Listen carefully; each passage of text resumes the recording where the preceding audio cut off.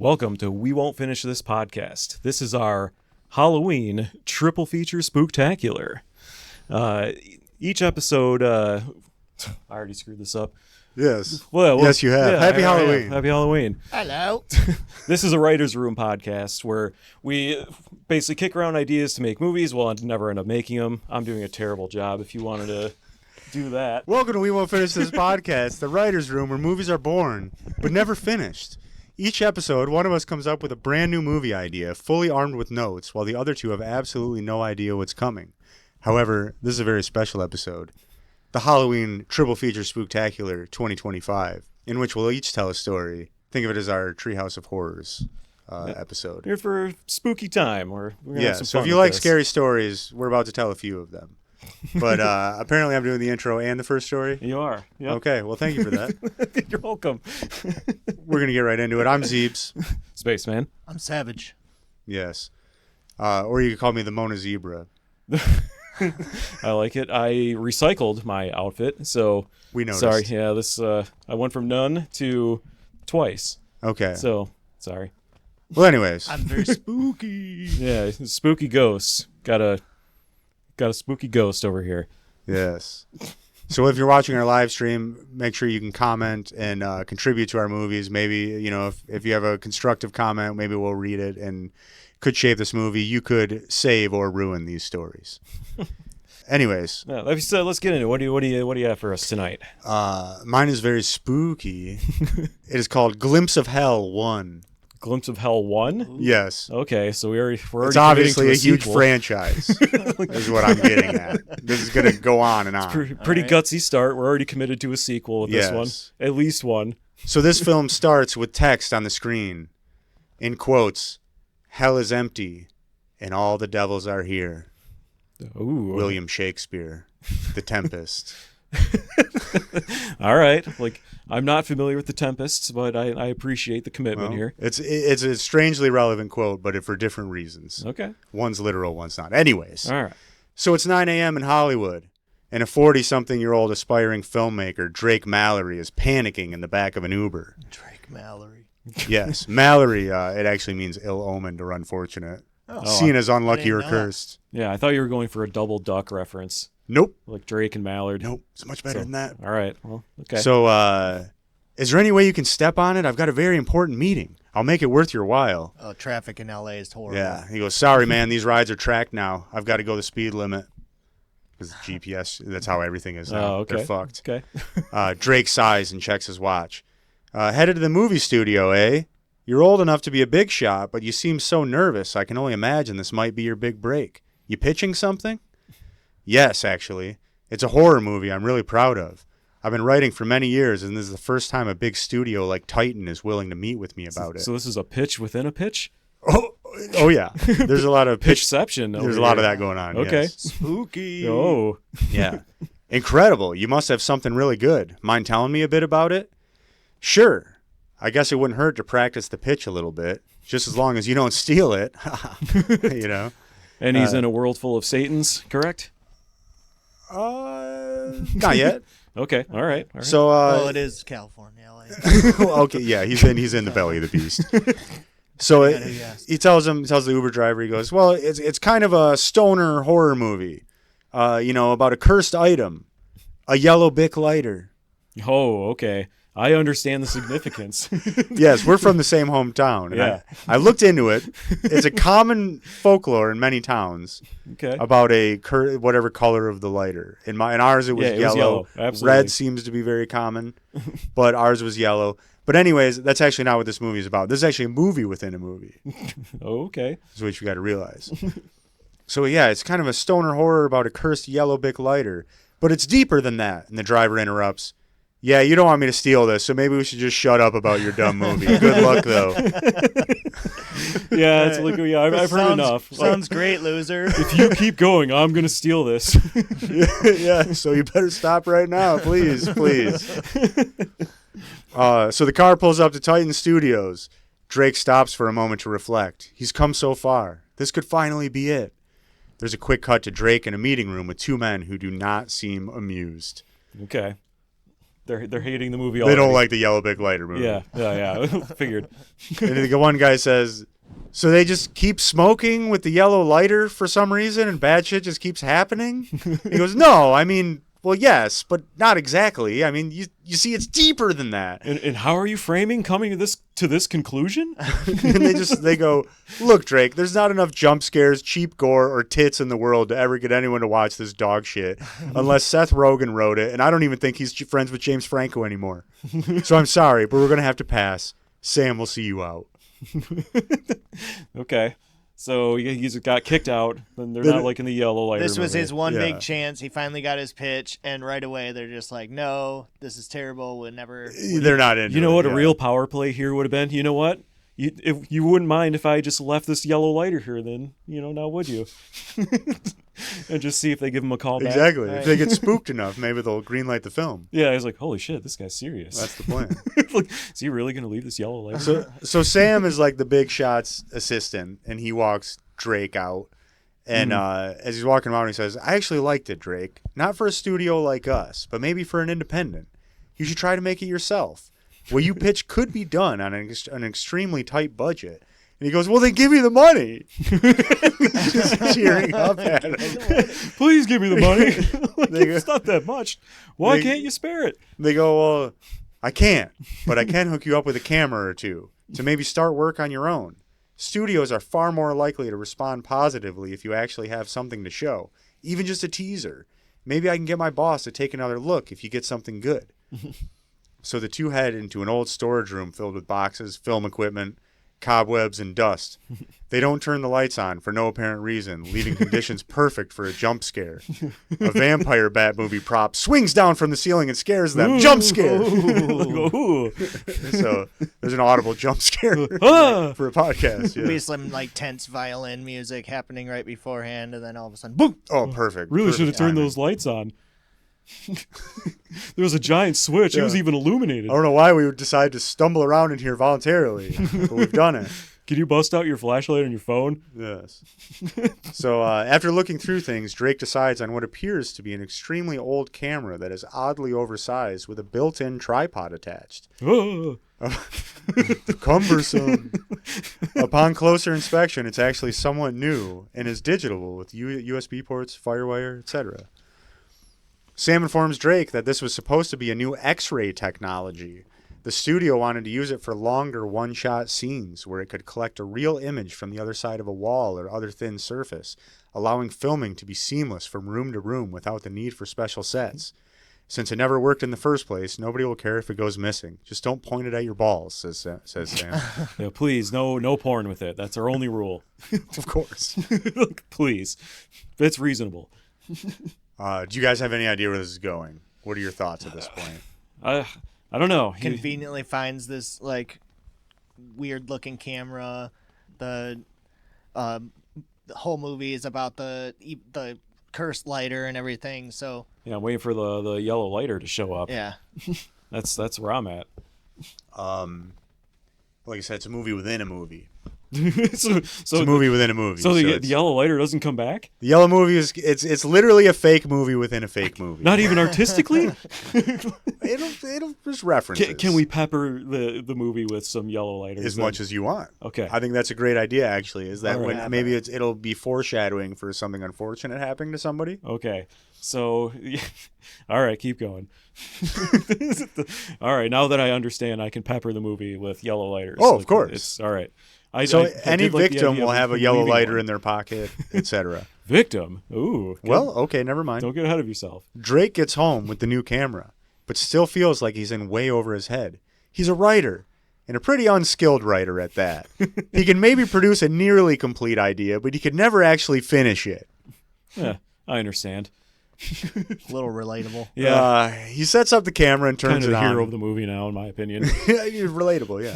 He starts toggling the different switches. It zooms, has night vision, other simple effects. Seems to operate like a normal camera.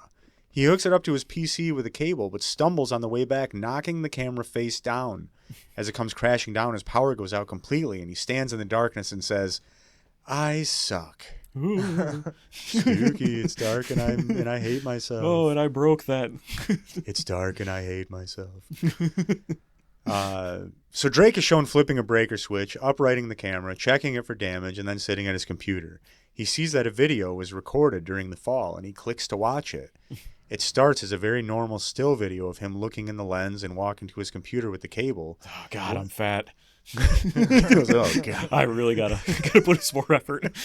Never seen this angle before. Oh, boy. When the camera is knocked over and falling face first, the image changes wildly.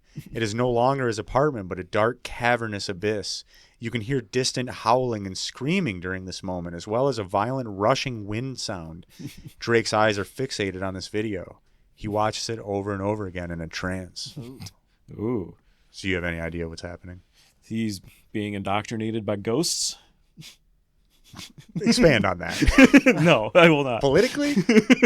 Okay. Is it like The Ring where he like watches the video? Now he's got like so much time. Yeah, Similar. 7 days. There's aspects of watching a video and it affecting you. But so what's happening with his camera is when it was tipped face down during the fall, that remember, it's supposed to be like an X-ray. It can see through walls and things. But it wasn't until it was pointed down at the earth that you could see anything through any surface. Oh, so he's seeing down to hell. It's a glimpse of hell. Ooh. Glimpse of hell 1. Is there a bunch of yellow lighters down there? I'm assuming that a lot of people that end up in hell are unlucky. Just lighting up with a So with a yellow that's lighter. kind of what he's realized. Then when he sees the footage of hell, he's just like obsessed with it. Oh, that place sucks. Well, no, he's just watching it over and over again and just hearing, whatever. So he stands up and he walks straight to the camera like a robot, picking it up and pointing it downward as if he was commanded to. He begins scanning his floor with the same crazy look in his eye he had as he did while watching the video on his computer. The scene ends showing his computer monitor, showing him scanning what looks like a barren wasteland. Just dark rock and desert, no life. Okay. So he's seeing at least into some kind of other dimension. Something. Yeah. It's tapping into something here. The underneath, So the underside. Gower on Twitch says, insert close-up of cigarettes being lit by yellow bic. Yeah. Because if you ever remember, he is Drake Mallory, which Mallory is the ill-omened unfortunate, seen as unlucky or cursed. Yeah. Not two duck references, like I originally thought. No. Just kind of a spooky name. Yeah. I just thought it was a very California name. Well, they're in Hollywood. Well, Drake Mallory. almost there. Exactly. So a few different shots were shown of Drake scanning his floor with the camera to convey that many days have passed. He's unshaven. There's takeout boxes everywhere. He's obsessively scanning and working the zoom like a video game, very methodical. He suddenly freezes and his eyes grow very large. Because remember, it's just like a barren wasteland. Yeah. It's not like you go look into hell and it's just what you see in movies. It's like there's nothing going on. It's just like a desert, or something. But he's just scanning it, like something's going on. He's drawn to it. So the scene cuts to a man preaching, or, it cuts away. He sees something, his eyes grow big, and then it cuts away. That's a spooky moment. The scene cuts to a man preaching on a city sidewalk, holding a sign that says, "Hell is real." Passerbys are giving him little to no attention as he goes on and on about joining his congregation. He's later seen just putting the sign in his trunk and pulling up to a pretty run-down-looking church. Yeah, with a PA just nobody wants to hear. Yes. Yeah, I've seen it. So now in front of the church, an Uber drives past with Drake in the back and the same driver as before. Drake is sitting silently in the back, eyes still wide like he's seen a ghost. The driver is listening to an Alex Jones-type show talk about a crime wave in recent days and that it must be some unknown signal given to sleeper cells all over the country. Drake notices a yellow Bic lighter in the driver's cup holder. Ooh. He goes, "Hey, did you buy that after hearing about my movie?" The driver says, "I would rather listen to this guy tell me the world sucks than any more talk about your movie." So Drake gets out of the Uber at Titan Studios. Sam is waiting. What are we going to add? The Uber can explode at this point if you need. Maybe he just gets hit by a semi pulling out of there. Oh. Yellow Bic lighter in action. Yeah, got yellow Bic lighter, and then maybe like the yellow Bic lighter pops out and somebody else catches it and they carry on the curse. Somebody else, lighter. Find a lighter on the sidewalk. So Drake gets out of the Uber at Titan Studios, and Sam is waiting on the sidewalk to meet him. He goes, "Drake, even Wes Anderson can't waltz in here and get a same-day meeting. So whatever you've got better be more symmetrical and pastel-drenched than his entire filmography." It's very specific what we need. Drake, this is what sells. So Drake says, trust me, you want to see this. Drake and Sam step into an empty room within the studio office building, and Sam watches a video on Drake's phone. It's an odd, grainy, fisheye-looking video, kind of zooming in and out and scanning a desert. Sam says, Drake, I don't have... Drake shushes Sam, and then it happens. Did you shoot this on a potato? This is garbage. It's a flip phone. What year is this, bro? What the hell is this? Yeah. So the camera stops on what appears to be a small, slimy, four-legged, hairless mammal-type creature. What? You only get a tiny glimpse, because it's way better when the horror movies don't show you. It's with the AI, bruh. Well, that's what mix that in. It has to have that kind of uncanny valley. Why does it have to be slimy? Look, because I think it's got to be just That's like scary. perplexing, But you barely see it. Is what my point. Yeah, and it's just like, meh. Sam is completely captivated. He's frozen with the same crazed, wide-eyed look Drake first had. My boss needs to see this. The two march down the halls with the same robotic movements that Drake had before. Sam walks right into his boss's office, who's sitting there on the phone. Sam, what the fuck? Sam hangs up his boss's phone and shoves Drake's phone in his face. His boss is immediately frozen, watching in a trance. As soon as the video ends, he catches his breath. People need to see this. How much? It's the Yellow Bic Lighter movie. The boss lets out an audible sigh. Buy it. God damn it. All right, buy it. So the preacher from earlier is seen watching a movie trailer on his phone for a horror film claiming to show actual footage of a real demon.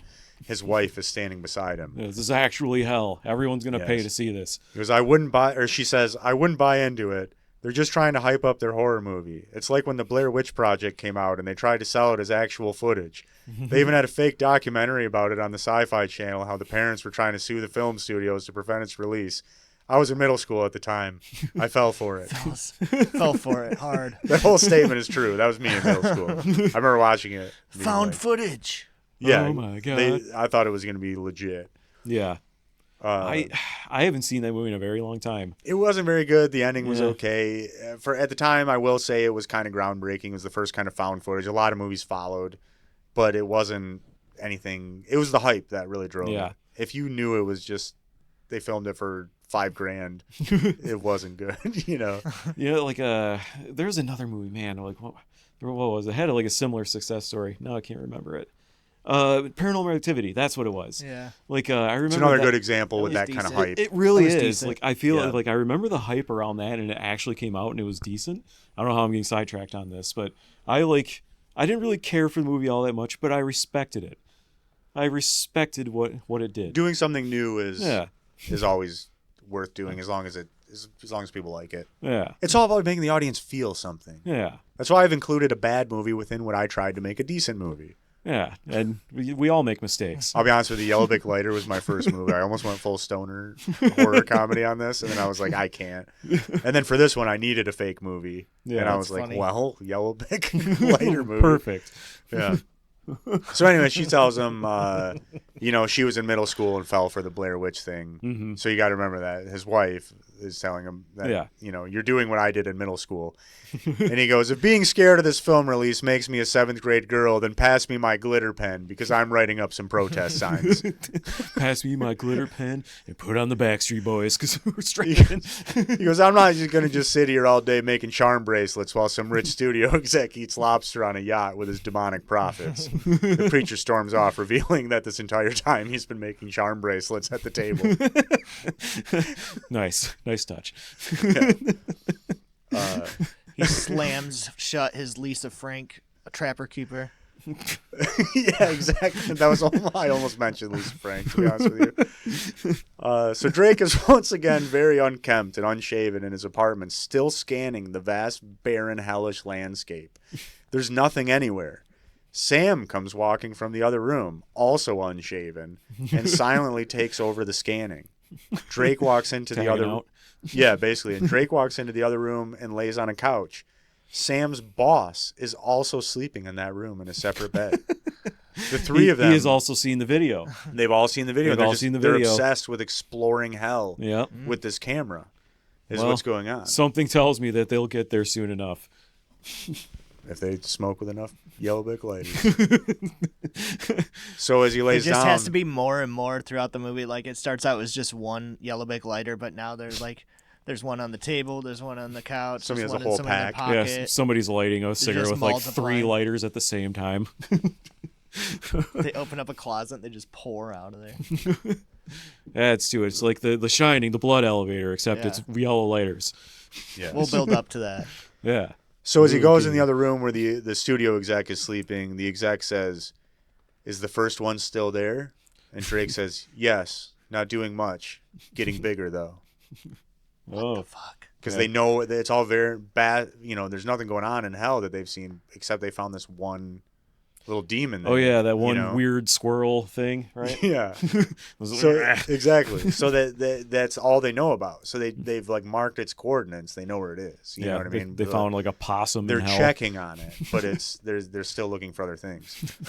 Hell Possum. That sounds like a band name. Yeah, So it's true. the preacher is at the film premiere with his wife and a few other people holding signs protesting the film. Wait, who is? The film preacher. Oh god, I thought you said the creature is. No. I was like, What? The preacher. He's here The hell now. is real guy. So this took a very sharp turn. No, the hell is real guy with the rundown church. The 7th grade. He makes charm bracelets. Is he lugging his PA around? Yeah, he's probably got a microphone. Oh, great. Okay. So With a megaphone he's at there least. with some people, including his wife, holding signs protesting the film at the premiere. There's a huge buzz about the film. It's made even more mysterious that Drake hasn't been available for interviews or any kind of press and is still unknown.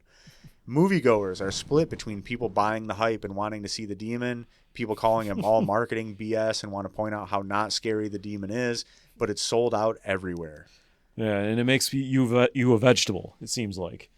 These first guys are just working to get people to see the film, and they Oh, want it's to just- get, okay. They want to get more footage. They're It's obsessed. indoctrinated them. They're obsessed with sharing this I footage. see. Okay. So when the film starts, He's got like it's a live stream. so Twitch. when the film starts, it's very quickly very bad. The acting, the dialogue, the entire concept of the yellow bic lighter. The audience is mostly just goofing off and enjoying it in the way they would any other bad horror flick. Everyone is enduring just to get to the alleged demon scene. The yellow bic lighter movie is so bad that the skeptics can't wait to gloat. So Yeah. Okay. So it's just an awful movie. it's sold out everywhere, but people are just like laughing and throwing Yeah. popcorn and like who Yeah, gives just a fuck? mocking it. Yeah. Exactly, but they're all still kind of like, all right, let's see the demon, you Yeah, know. but who's laughing now? So the little bit of the yellow lighter movie is shown, and it says, "It can't be destroyed; it can only be used up. I'm gonna tweak it into a crack lighter and torch it until it's completely cashed. Yeah, it'll go faster. I swear. Jack, I won't leave you. I'm pregnant." They kiss. Jack finishes modding the lighter. "I love you. Now go. Get out of here." He lights the lighter, making an enormous flame. The camera zooms into the flame to show the demon footage superimposed into it. The joking audience immediately go wide-eyed and freeze, as if they all know undeniably on some spiritual level that this footage is 100% real. Yeah. They all just stare motionless while the demon does nothing remarkable at all, except possibly noticing the camera. It's just a weird hell possum. Yeah. It barely moves, and when it does, it appears clumsy, as if it were a baby. The footage ends, and the audience all simultaneously start catching their breath, as if something had them all by the throats. Many start crying hysterically. Others flee the theater immediately. In the movie, the flame of the lighter goes out. Jack drops to the floor unconscious. The woman runs back up to him crying and smacking his face. No. Jack wakes up and says, "It's cashed." So, any thoughts on where we're at with Glimpse of Hell 1? Oh yeah, I forgot. There's a sequel already. No, there's going to be 10 of these movies. Oh Jesus. No, Okay. it was funny though. Like every once in a while, when someone like would change the flow on the gas on the lighter, and then all of a sudden it would just be like huge burst of. Yeah, somebody flame goes to or light a whatever. cigarette and they're like, "Jesus Christ." Yeah. Or just seeing the yellow lighter. Like, you got to use that up fast. Like, Yeah. I know you got that in an assorted pack. We got to get through this. Yeah. But so you see kind of what's happening here. Uh-huh. Everybody, it's undeniable. If you see this footage, you just know. Yeah. Like you're just like, And oh you got to my help God. promote the yellow Bic lighter movie. Basically, yeah, you're helping. You become a zombie You're slave on the to street this. team now. You know. You're now an influencer. You haven't seen the Hell Possum yet? You got to see it. You're a hell possum influencer. So, nationwide, the theater's emptied in near silence, except for the gentle sobbing. Everyone is very distraught upon leaving. At the premiere, in any theater with religious protesters outside, they are immediately swarmed by moviegoers looking for spiritual guidance. This footage has proven hell and demons to be real for many. Even the skeptics can't deny what they saw. Many claim to have seen different things in the demon's eyes. Some past horrors and trauma, some their own deaths. Pure devilry. Some of themselves performing horrific acts on their own loved ones. It's like every viewer left the theater either haunted, possessed, or both. Spooky. Yes, church attendance skyrockets all over the world. It's the highest grossing film ever, and really only because of the demonic footage, which is about 30 seconds long. However, there's also a meteoric rise in violent crime and suicide. Even those against the film still promote it in roundabout ways. Even Christians can't help but show it to their non-believer friends. Major Streisand effect. That movie is pure evil. Nobody should be able to see it. Is it that bad? Yeah. I've never actually seen it. Which one? Name it so that I can avoid it. Oh, you've got to see it then. It'll affirm all your beliefs. So Drake, Sam, and his boss are all still in Drake's apartment taking turns scanning. What have we found? Just those bones that looked human. Well, yeah, but there was a lot of them. Well, I just checked and still nothing happening in that area. What about that first young one from the movie? Let's check in. Drake is shown panning around and zooming, cross-referencing with coordinates he's written down. He adjusts, and the demon comes into focus, looking much more detailed and developed. Its current form making its past footage look like larvae. So it's no longer a hell possum. Yes, they all freeze.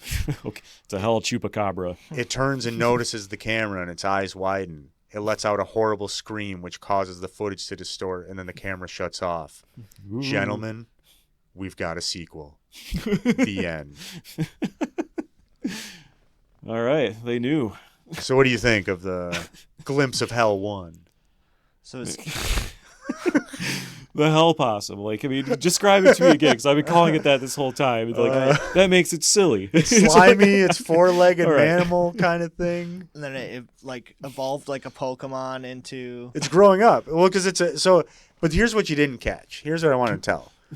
Is that the quote at the beginning, hell is empty and all the devils are here. In The Tempest, they're fighting a storm on the ocean, and it's a metaphor of the demons are here torturing us with this storm. In this movie, it's quite literal, because as soon as he pointed that camera at the earth, the rushing sound, the demons have already escaped. That's why the crime wave, the Alex Jones type guy on the radio, he was talking about the crime wave of, wow, is this happening all of a sudden? So he opened up Pandora's box. Hellraiser, other movies have done it. Yeah. You know what I mean? And But you got one Ghostbusters. Spooky possum. this is a movie. But yes, no, but that's why hell was empty. Yeah. Quite literally. You know? But anyways, so I'm thinking the sequel would be about the screaming footage being wrapped in another horror movie shit sandwich. There would It's be the movie about the yellow Bic lighter in that same universe. Yeah, who knows? In this county, it's red lighters. Oh. There would be many debates about the ethics of releasing movies like this. The studios would defend their right to because it makes them so much money. They're also possessed, like they're just about anyone else, to continue to spread the footage. The big defense would be that these are just mentally unwell people playing off of a suggestive movie, and they blame the news. Yeah, hell possum influencers. Yes, the creator would be a hated figure who would be killed off at some point in one of the movies whenever the real-life actor became too famous to continue such a shitty franchise. If we can get 2 movies off of an adolescent demon screaming, we can really jump the shark by glimpse of Hell 10. We would gradually show more and more demon footage each movie. Oh yeah, they would milk that. Yeah, you've really got it all mapped out here. Eventually finding demons torturing humans. The controversy could arise as the internet identifies these humans that are shown. The family members could sue. The guy's in hell, so he's probably not a great person. Maybe others unrelated would argue that he deserves to be seen burning in hell in a major motion picture. By the 10th movie, the demons would be talking to each other and having their own storylines and drama, living in a big city in hell, torturing humans constantly in more gory ways. Eventually, there would be an upgrade from using just the camera, and it would become a tiny submarine like James Cameron used to explore the Titanic. You really got it all figured out. All the way through Glimpse of Hell 10. Submarine. So you're welcome. We're rich. It's going to be bigger than the It's Fast an and interesting Furious concept franchise. of like you can only use this one camera, and it gives you like a window into the different realm. That's kind of a cool idea. I almost think like that could have been part of the Bic Lighter movie, but I like the idea of like he's a screenwriter who's like pitching an idea about it. I still like Yes. him leaving a yellow lighter behind. Like, You you won't mind if I just it's- leave this here. You got to definitely start will out yellow with just lighters. one lighter, and then, like I said, just finding more and more throughout the movie as it progresses. Uh-huh. There could definitely be more lighters. It was like, yeah, you should just buy that guy's movie. That really freaked me out. I'm not going to lie to you. I sat down and wrote these notes hours ago. I had the concept and plenty of notes we weren't going gonna to say it. It's okay. Like, Sounds like something you just came we up with. forgive you. It's No, fine. I had the idea for a while, and I had thoughts I wrote down and whatnot, but I to actually write it for this show, I did it today. So Mine. Would expect Like, nothing less. yeah, like I had the outline for a long time. I did write it recently, and then like I finished up this morning, so it's fine.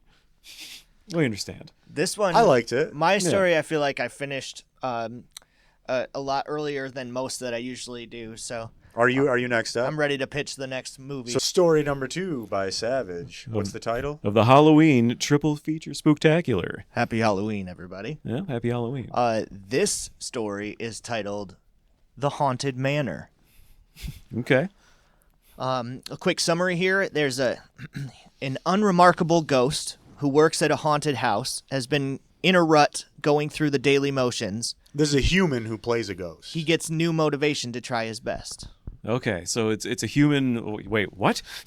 It's a human who works as a ghost. Okay. Right? This is a man named... Did we just spoil Yo, the yo. Sixth Sense in the first line? I hope not. Yeah, sorry, keep going. Oh, you just elbowed my picture for I'm sorry. It's very bulky. I know. I like being uncomfortable on this show. Sorry, continue.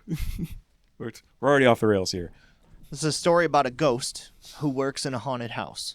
Okay, ghost that works in a haunted house, a professional ghost. Okay, Bruce Willis is working in a haunted house. he's got a wife that like they never talk, but just ignore that for now. Terry awoke to the sound of his alarm clock buzzing. Ugh, he grumbled to himself as he sat up from his bed. 7 p.m. already? Oh, he's working the third shift. He knew he had that's to... haunted Halloween, house. it's a haunted house. What do you work mornings? I guess that wouldn't be as spooky. Fuck off. 9 a.m. at the haunted house. First shift. Everybody's hungover. The Wolfman's hungover. It's like, all right, get the hell out of here. All right, sorry. Yes, third shift makes sense. He knew he had to get up or he'd be late for work again. Terry groggily gets to his feet and heads towards the kitchen. As he brews a pot of coffee, he hits the blinking button on his answering machine. You have 4 new messages. First message. Terry, it's Vern. Listen, you're 3 weeks past due on your rent. Enough with the games. I want my money. Because this is Vern. It's a good voice. I like it. I was going to say, because you always said you only had the one voice, the doctor, whatever. I can't think of it right now. But, no, this you've added to your arsenal. Yeah, like I'm impressed. Enough with the games. I want my money. Next message. Watching a Jason Statham movie right now. Next message. Rocky's coach. Hello, Mr. Yaki. This is a debt collection agency calling regarding your past due balance on your VersaCard. This is your final message skipped. Next message. Terry, it's your mother. You haven't been over to visit for a while. You looked very pale the last time I saw you. I'm sending you a new sweater in the mail. Wait until you feel this material. You've been working on that. You've been Like, practicing. this is. I'm impressed. Next, Well done. This is production value. next For message. sure. We've been trying to reach you about your vehicle's extended warranty. Message skipped. End of messages. Geez, I died 30 years ago. You'd think that the vehicle warranty calls would have ended by now. He takes a big swig of his coffee, which passes right through him and creates a puddle on the floor. Yeah, they're still chasing him down. He's been dead for how many years? 30 years ago. 30 years. Teriyaki's life ended in the 1990s. His apartment and his daily routine has gone virtually unchanged ever since. Terry walks into the bathroom. He hops in the shower to find that the hot water has been shut off. Oh boy, I haven't paid that bill in 30 years. Not again. You'd think they'd let it slide. Terry groans as he takes a cold shower. He puts on wrinkled clothes and turns to leave when he hears pounding at the door. Wait, ghost clothes? What is he putting on? It's the same clothes that he's worn for the last 30 years. Is it just like floating there with him?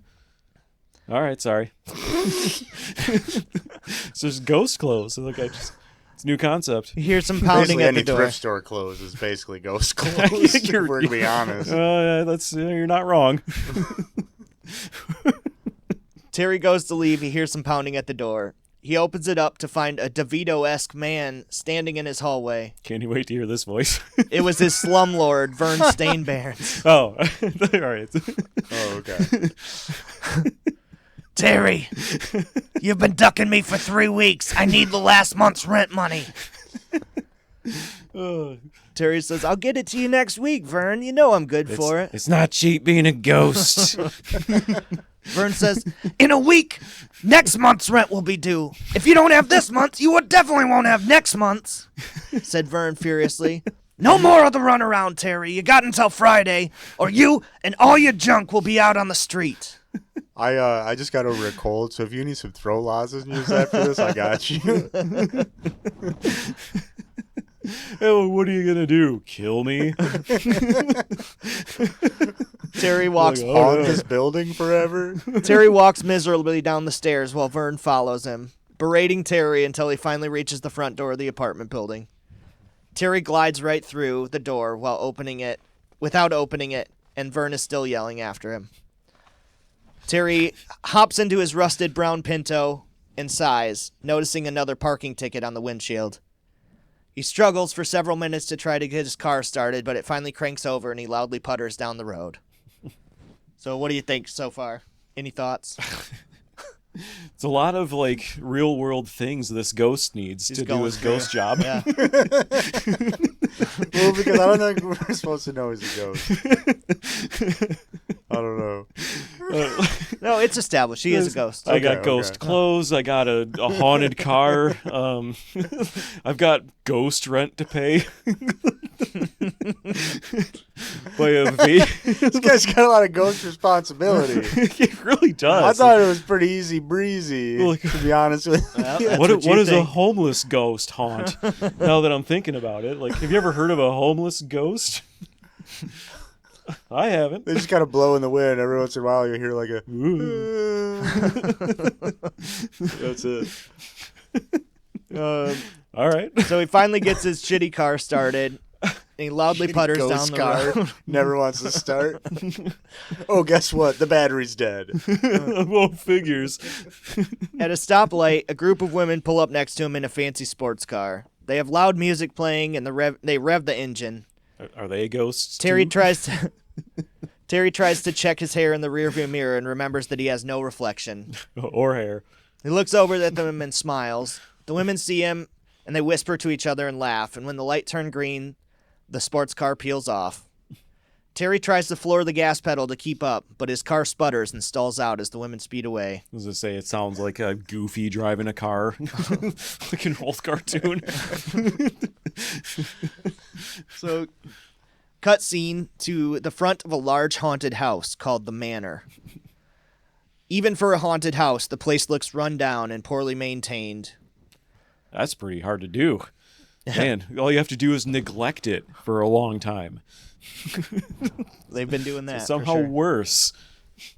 Terry's car slowly rolls into view in the street out front. The camera zooms out and we see Terry's car is being pushed by two sweaty men. That's perfect right there, fellas. Thanks. Terry hand cranks the window shut, opens the driver's side, and the whole door falls off the car frame. He Could have killed me. steps over the door on the ground and beeps the alarm twice to lock it as he walks inside. Terry tries to sneak past his boss's office on his way to the punch in for work. Yaki! You're late again! Oh, I love this voice. Sorry, Mr. Swindle. I had car trouble. Mr. Swindle. That shitbox car of yours is a poor excuse. It's always something with you, Yaki. It's like, what mechanic do you go to? Oh, Swindle Brothers. Over on Main Street, Swindle Brothers. They're my Mr. guys. Swindle, he's the boss at the haunted manor.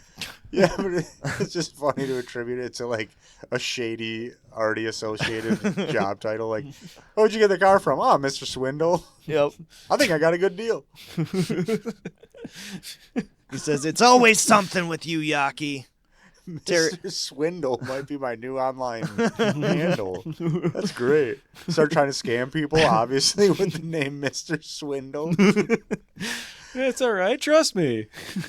I know you don't know me, but if you cash at me, I can be there tomorrow. I'll flip your money. I'll double it. Like 8 hours. Trust I'll me. gladly pay you $5 Tuesday for a sandwich today.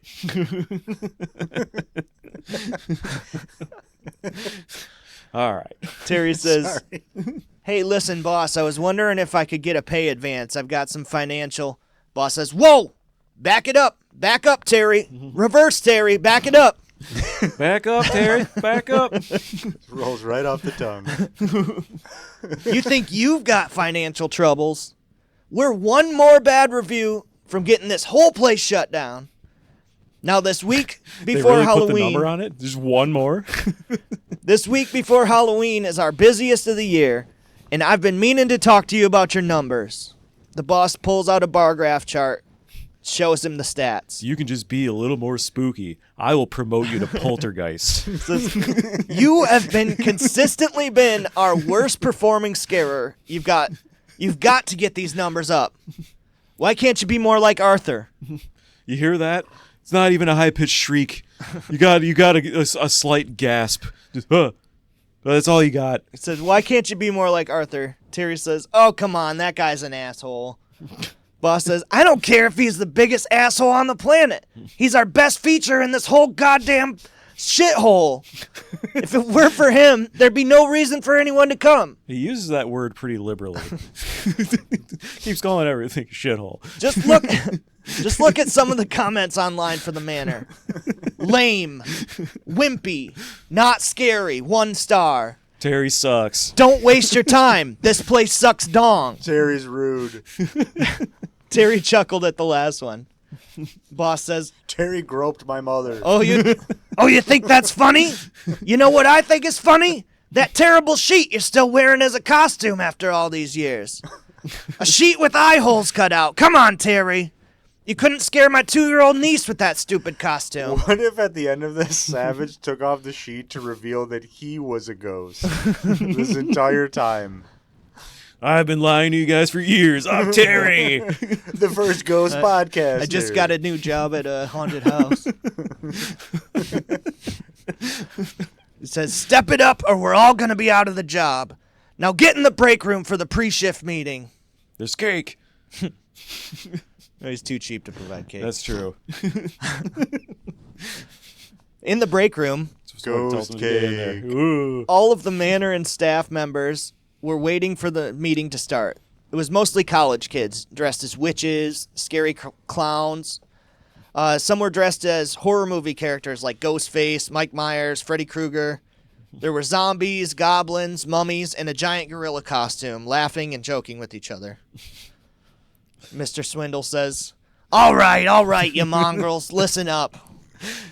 This is the big one, people. We've got to make our nut this week, or I don't know what the future holds. So I'm upping the stakes. What do I look like, the ghost of Christmas future? I don't know what's going to happen. So I'm just going to belittle you a bit. I'm going to up the stakes.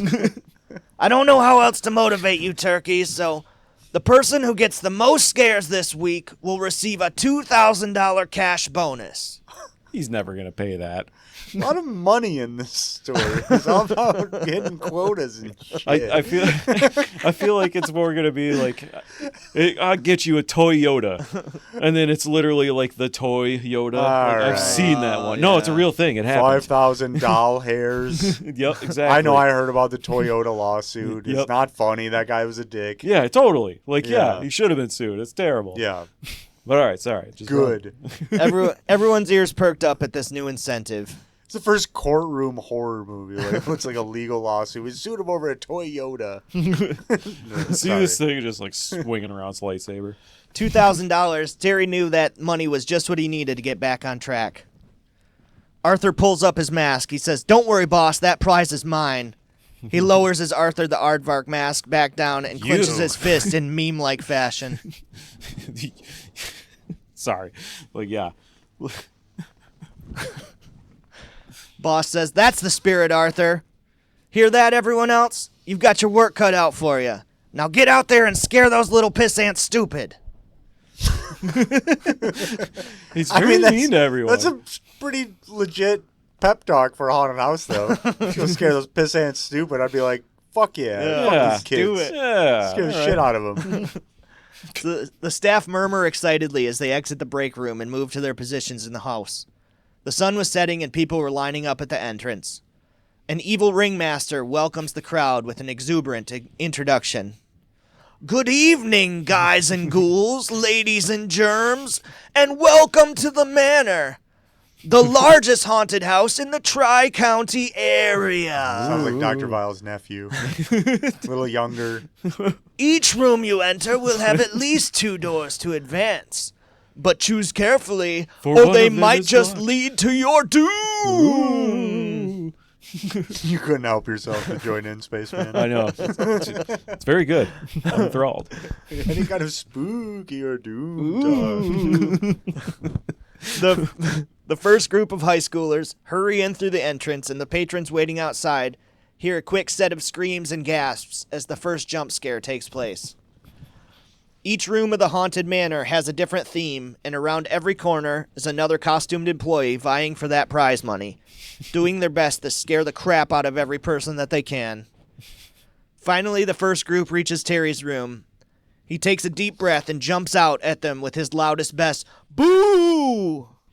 The kids take one look at him and just laugh and walk away, quickly scurry on to the next room. They're like, well, that's not going to earn him any points. That's it. From beyond the door, And how are they measuring this, by the way? scares. Yeah, like how are they measuring the scares? He's got a bar graph chart. That's how he knows. Okay, he's got a bar graph chart that covers it. Okay, proceed. I'm satisfied. The kids take one look at Terry in his ghost costume, and they laugh at him and run into the next room. From beyond the door, he can hear the kids' terrified screams as they encounter Arthur. Damn. Man, how does that guy do it? He's so good. He's literally just dressed as Arthur. With the sheet over his head, Terry looks at himself in a That might be broken my mirror. costume next year, Arthur. Just like the hand meme. Yep. With the sheet over his head, Terry looks at himself in a broken mirror. Mr. Swindle is right. I don't look spooky. I look like a lawn decoration. Who am I kidding? I know it can't be Arthur. That guy's got the prize money in the bag. Casper's scared more people than me. The rest of the evening, Terry's heart just wasn't in it. Groups of people would enter his room. Terry would give a meek roar. And the disappointed patrons Can't help yourself. would mock him. I'm supporting here. There it is. It's good. They'd all just mock him and move on to the next room to, without fail, be absolutely terrified by that show-off Arthur. I hate Arthur. It's a good costume. Yeah. Damn Aardvark. So So good. Toward the end of the night. Much like an aardvark. It's strange that they got away with that. Is it the long He's wearing a face? sweater and I don't know. jeans. Originally, he did have a long face. You ever see the original drawing? I have, yeah. He had the elephant trunk, and then Yeah. they smoothed it out because they go, Like, yeah, no, people it's don't too like weird. this. Yeah, kids were horrified. Too People don't weird. like this shit. We gotta get a more practical face on this kid, Right. or else we're gonna lose Make a lot him of a money. giraffe, Yeah, but shorten his neck. This IP's worthless Yeah. until we figure this shit out. Yeah, they had to measure that blunder He's the and first. scares. What would you call that? Like reconstructive animation? Like, I don't know. Yeah. He had some work done. Yeah. Let's put it that way. There you go. Arthur had some work done before he really hit it big. Towards the end of the night, as Set another a bunch of guests move on from his room, one person stayed. It was a pudgy, curly-haired man wearing a paranormal investigator T-shirt. He was holding a handheld device with 2 antennas sticking out. Incredible! My ratings are off the charts right now. Wait till the Discord hears about this. Specifically the Discord. Check us out on Discord. I'm in a community. Linktree/WWFT pod. Also, I'm going to put a picture of old Arthur on the screen behind us. Yes. Yeah, all right. I like it. All right. We have technology now. Yeah, we come a long way. The odd man shoves the device back into his jean shorts pocket. He addresses Terry loudly. Hello, entity! I come in peace. I mean you no harm. My name is Garrett, but I'm better known as my online handle, Buff McStronghuge. Do you have a name, Spirit? Hold on. Very subtle. I got a couple new online handles. Buff McStronghuge. Might already be taken. I don't know. Probably already in our Discord. Please join Yeah, our he's Discord. just like, no, Linktree/WWFT I've already got pod. that one. That's a great name. Terry says, yeah, my name's Teriyaki, but, are you... But are you sure you aren't more interested in other parts of the manor? I hear the next room's a real doozy. Garrett says, please, you're the only thing that's remotely haunted about this haunted house. I can't believe it. My first real encounter with a ghost. My family thinks I'm nuts. I don't have any friends outside of my online discussion groups. Get out of here, you little shit. I'm not dead. Terry says, wait, how do you know I'm a real ghost? Garrett says, well, the sheet with the eye holes and is a bit of an old-fashioned cliche, but my first giveaway was that snail trail of ectoplasm you're tracking all over the floor. Okay. Yeah, let's keep it PG-13. We're going to lose a lot of money going to R, but you know what? We're already there. Let's just dive in. Yeah, we've really, really reduced our audience Let's now. dig our noses in. That's got to go in the trailer to kind of give people a heads up. Or not, I suppose. Terry looked down, and sure enough, there was a slimy trail tracing his walking path, family circus style. Ugh. How had he not noticed that before? It's spooky. What else? Garrett says, well, the temperature is about 15 degrees colder in this room. I'm getting chills just talking about it.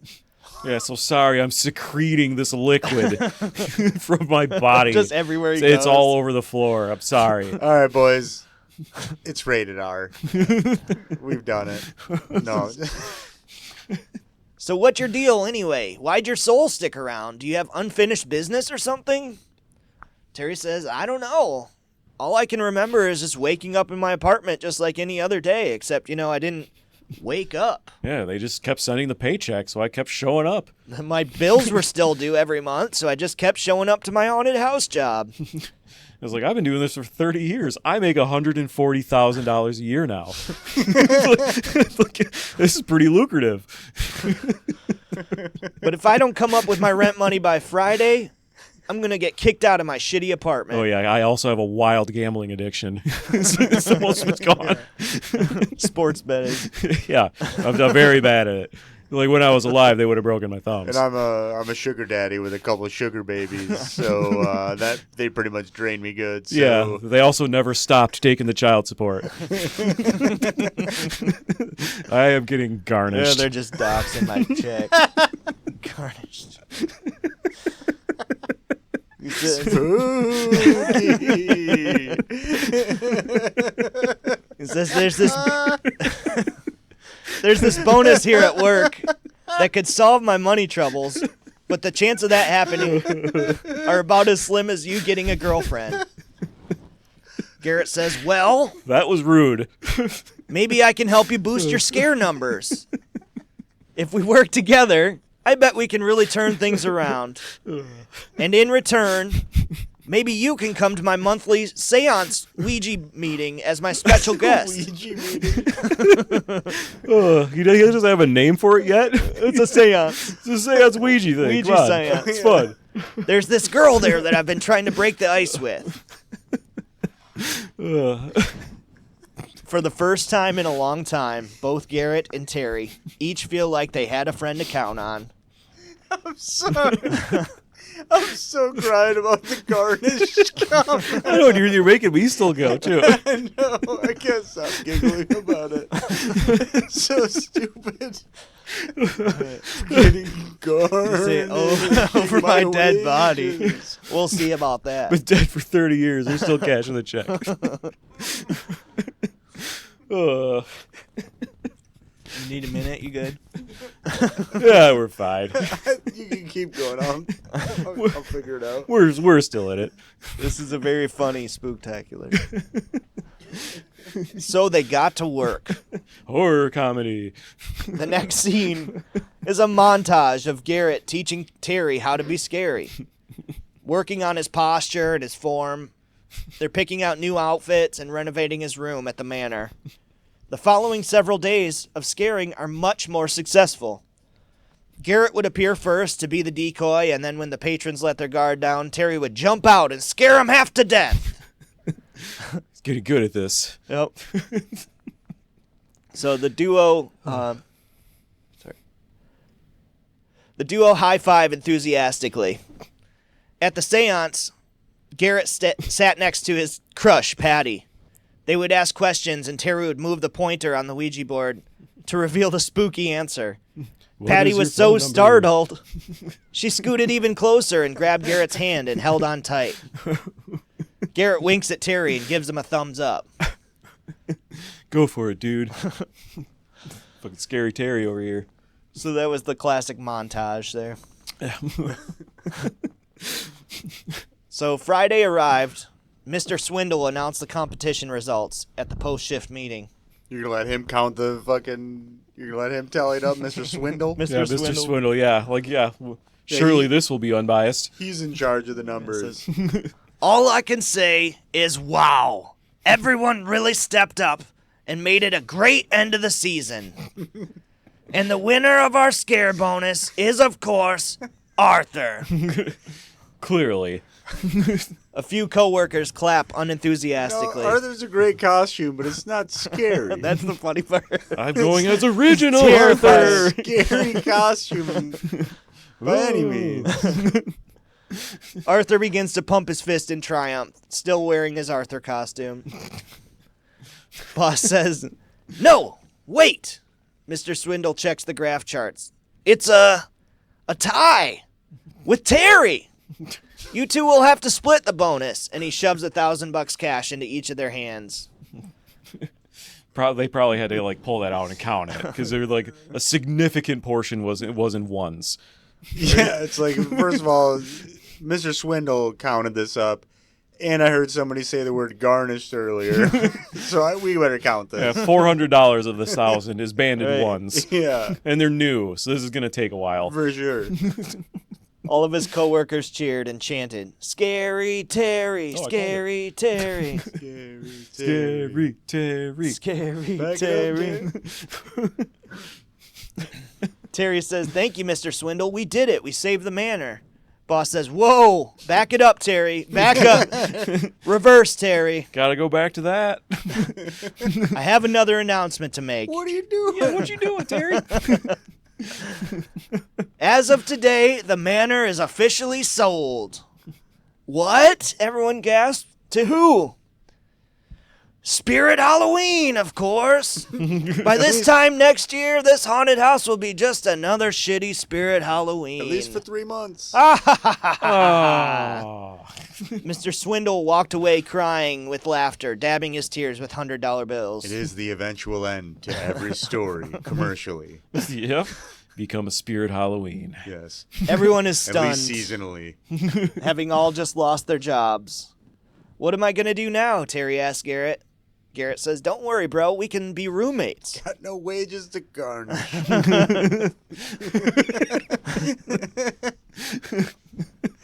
So the next scene is the same shot of the front of the manor, but with a Cheap Spirit Halloween banner hanging it. over the old sign. Uh-huh. Text on the screen reads 9 months later.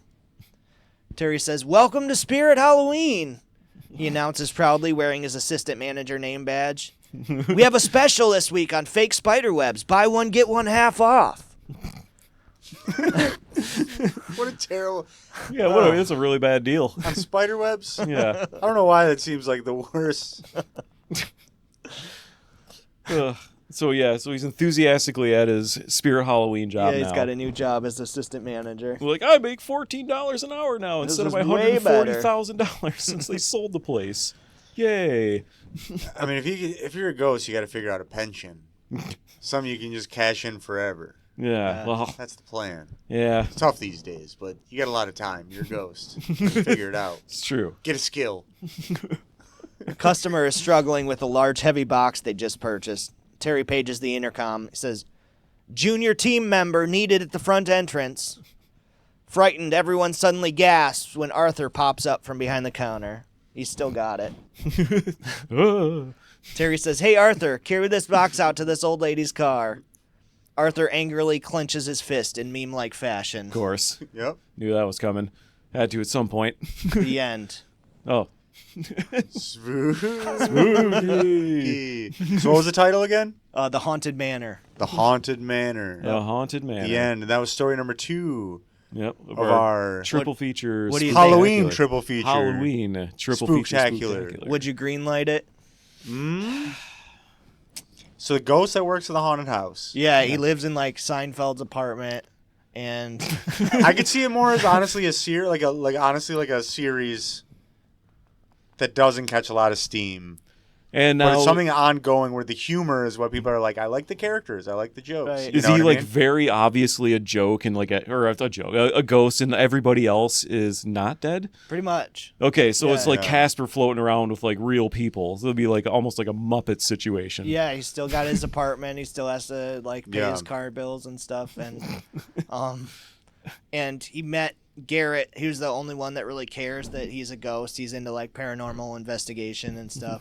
Yeah. And so he must have had like a EMF reader or something that was going off when he was first met him in the haunted house. Maybe it's a sitcom where like the people around him almost catch on to Like a he's Odd a Couple. ghost all the time. Yeah, they even though can't he just know. looks like I mean, a ghost. like you just assume like, oh, you know, like things will looking be at really a test reading. things will change when I die, but maybe not. Maybe you just I go agree. about your business. Yeah, you're just still like a Casper the Ghost. I think it would be a good like comedy series. It's something that people could like these characters and keep going with They it. get clues that he's a ghost, but they usually Yeah. just never figure it out, even though he just looks like a ghost. Yeah.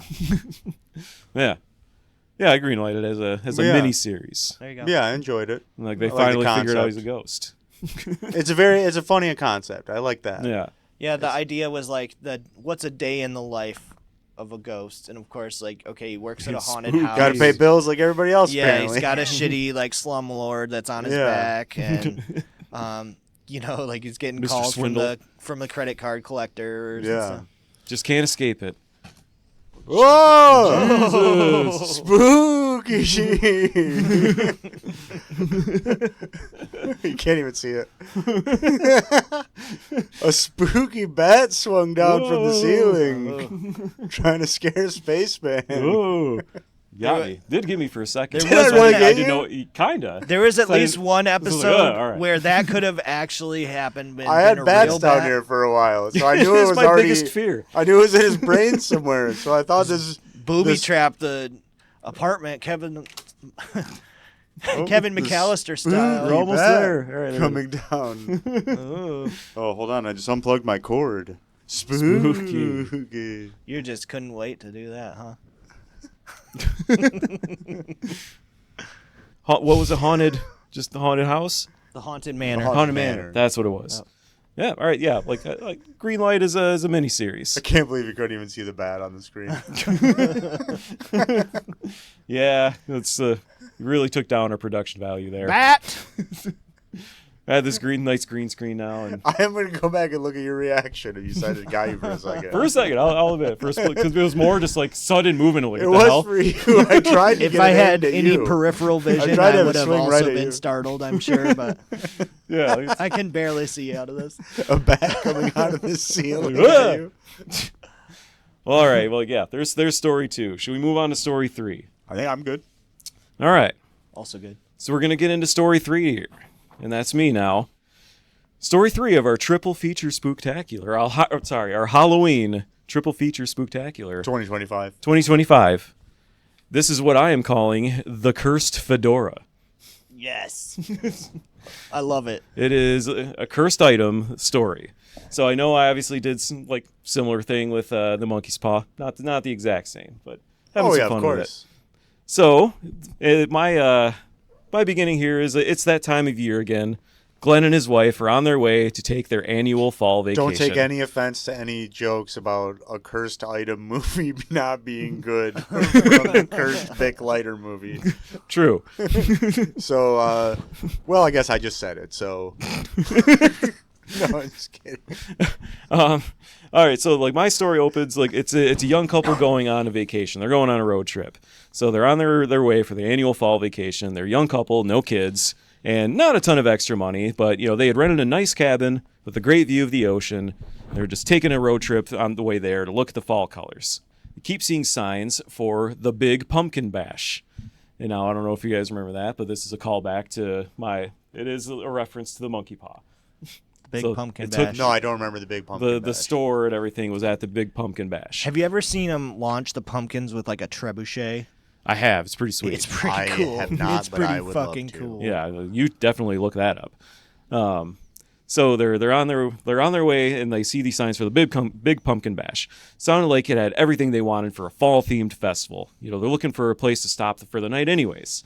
So the spooky theming and the hard ciders were just too tempting, and Glenn's wife started to look up some hotels. They're in luck. There's a hotel right in town, available, good price.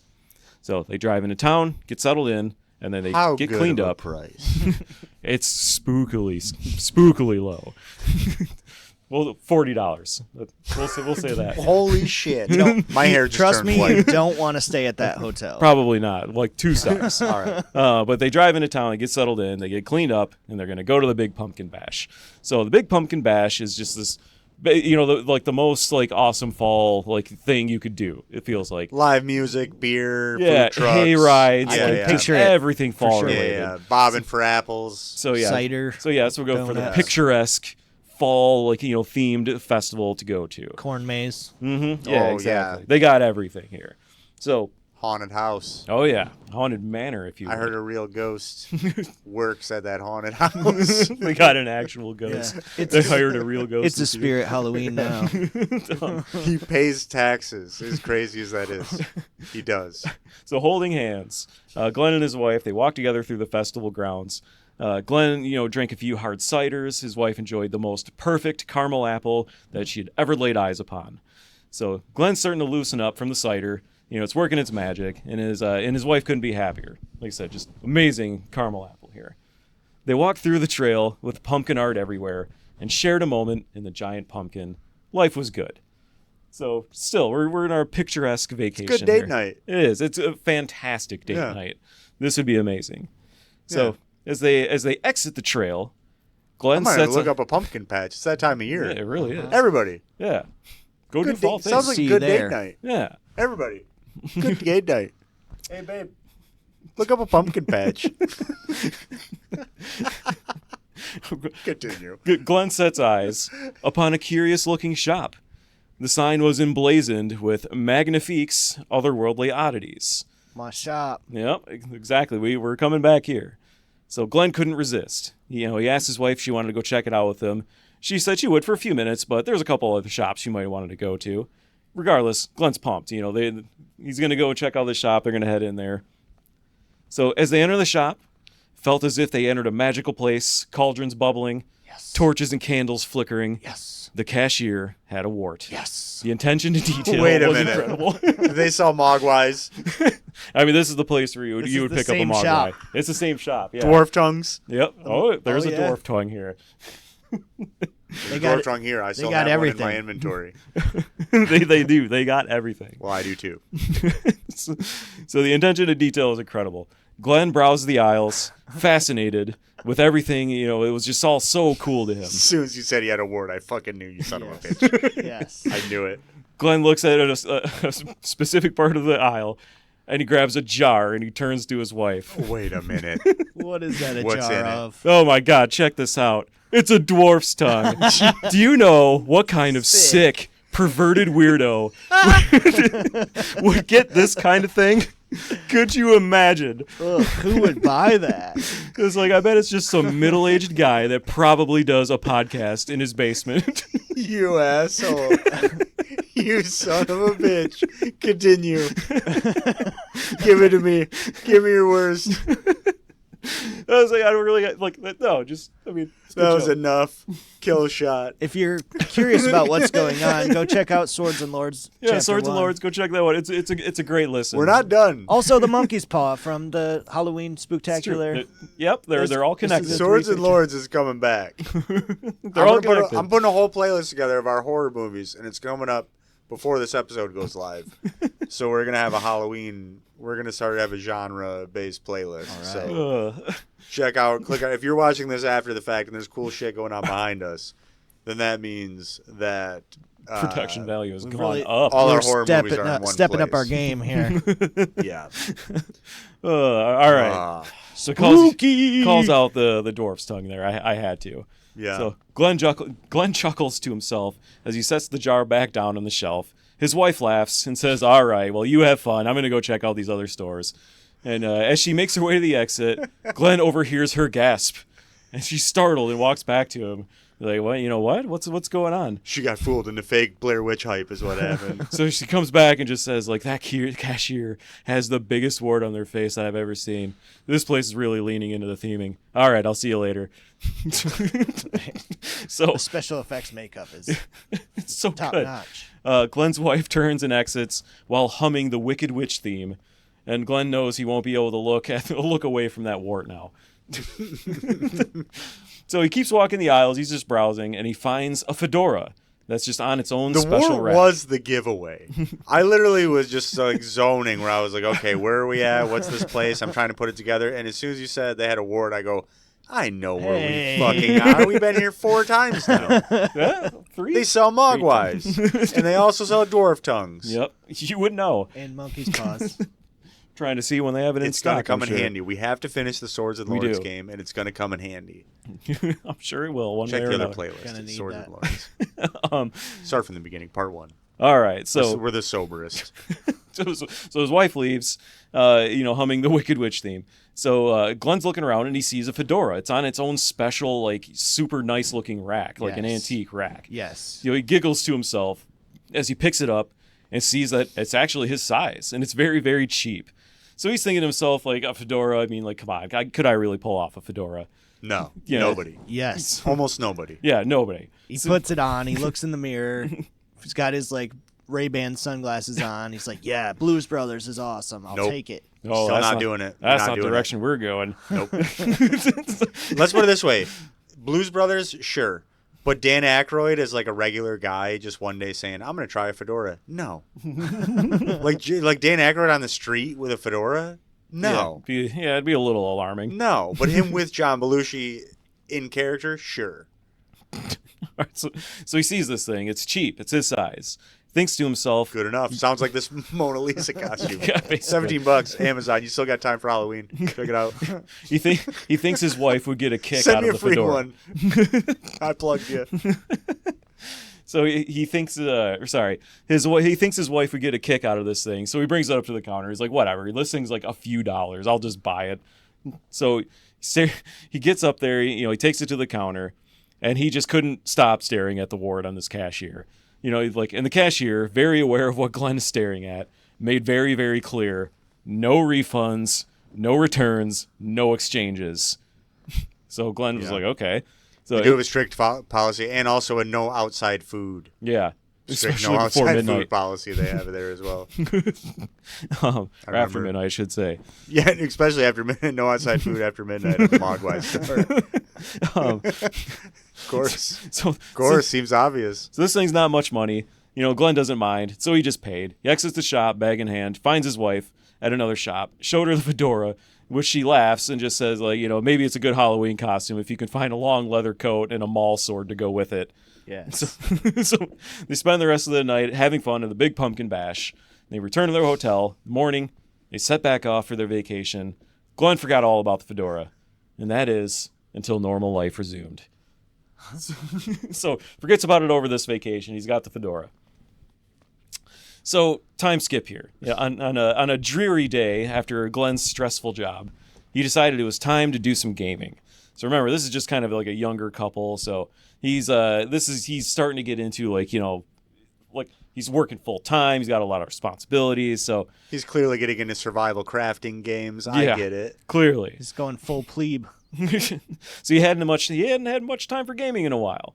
But he grew up Yeah. doing it, and he was actually quite good. So he finally hit a point where he goes, you know what? I got enough time to finally load this up tonight and play a game. I got about an hour. And he loads it up and he finds out it's been so long that everything needs to be updated. Yep. And he doesn't have enough time to actually play it all. And his life sucks and he's back to work once again. Perhaps I'll study the blade instead.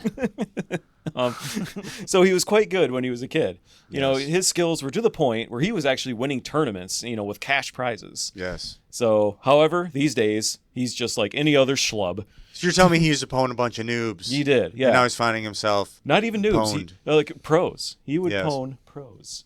He was elite. He was He elite. was elite hacksaw. So, Goated. yeah, it's quite Yeah. good. So he was winning, tournaments, cash prizes. Yeah. But these days, he's just like any other guy. He's just soaking up bullets in the newest He first-person could teabag shooter. anybody. Yeah, He no. was teabagging them all. He was. Not anymore, Yeah. though. He's one of the worst in the new first-person shooters. Like, his Yeah. glory days are over. Yeah. So- they were noobs.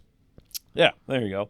So he wants to go gaming. So Glenn, he hugs his wife and tells her he's going to go relax for a while. Might be up a little late, doing some gaming. Don't wait up for me. She understood and continued to watch some shows before going to bed. Glenn went down to the basement where his gaming PC was, and he fired it up. Good So for him. Yeah, so he's having a nice little night. So as he was Hopefully. trying to decide what to play, Glenn remembered that, hey, there is a new shooter game out. World War IV. It could be anything. I just named it that. So it doesn't matter. Okay. No, Yeah. I like it. Yeah, this is perfect. Sounds Yeah. like it would exist. Talking first person, third person. Give me more details. Fourth person. When's it come out? I want to know everything. 2037. Fuck. All right. Well, it's gonna get delayed. Yeah, I'm sure. Still. I'm sure it will. It'll be like 2040 more likely. All right. Let's go. So, but this is perfect. He just realized, he just realized it came out, so he should at least be on par with everybody else playing. Like, he doesn't want to just suck at the game. So he buys it, starts to download, goes to grab some snacks, while it runs. He gets settled in, excited for just a night of gaming. He hasn't had this in a while. Well, it wasn't fun. Been there. Glenn was eliminated over and over again and spent more time in loading screens. Lost 3 divisions in Rocket League. Oh, yeah, terrible. Just terrible Burned performance. the roof of his mouth with his Yep. fucking Every bagel goal, bites. he's just getting spammed Pizza with what rolls. a save in Oh, the yeah. chat. Yep, just absolutely getting trash talked. He's What a spending save. more. Nice shot. Sarcasm. It's just sarcasm. You suck. It hurts. But he's spending more times in loading screens than he's actually playing the game. Been there. Yep, he's getting extremely frustrated while waiting for his next match. And he looks over and he sees the fedora sitting on his desk. Huh. Oh, yeah, I totally forgot about this thing. Wait a minute. Surely this will make me a Yeah, better gamer. the wife this- must have left that here. Is this gonna make him a super gamer? It may. Full plebe. It just may. Grand champion in Rocket League? He held it in his hands and he laughed to himself. You know what? I should put this thing on and channel the energy from it. We'll Better see how well I do. Better start streaming. Make some money. So he takes the fedora and he puts it on his head, just giggling to himself how silly he must look. Well, the next game starts, and to Glenn's surprise, he is unstoppable now. Plus It's like 20 Jim Carrey in the mask. gaming. Oh, it's the virtual mask. Cannot be touched. Just cannot be The touched. virtual mask. Yep, cannot be touched. He wins the match easily. You could say he was Smoking. So he wins. He's super pumped. Yeah, sure. He's gonna jump out of his seat and yell "smoking," but he jumps out of his chair in excitement.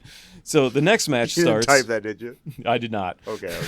Like I did not. I I was did like, not. all right, well, we just nailed it. The next match starts, and it goes exactly the same. Glenn's dominating, and he felt like he was just back in his childhood winning tournaments. So he's wearing this fedora, and he's amazing at this video game now. Yeah. Coincidence? I don't know. It's not the first time. So as the night went on, it got really late. Glenn just winning match after match, just no losses. I will say this is, I mean, I just cut you off, but like we used to have a thing at school, in high school, they called it Spirit Week. And there was a day where we just had a full free reign of the high school. And there was different events going on. Yeah. You remember this. You went to the same school. Yep.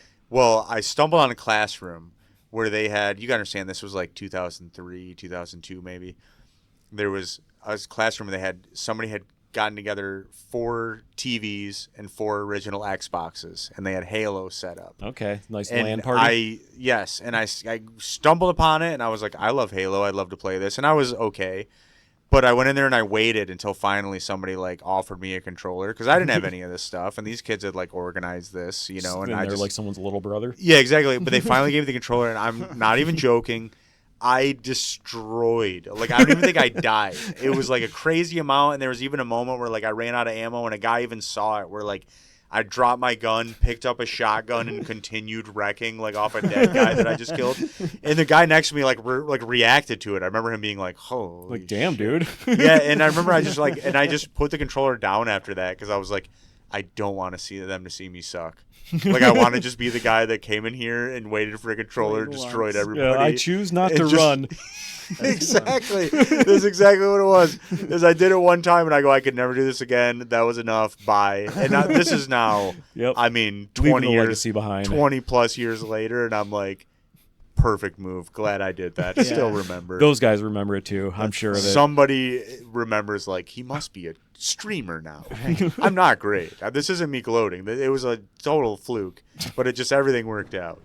Sorry to derail. No, it's That was fine. your shining story. moment. Yeah, it was. It was the only relevant moment where I was like, I remember this, and this is.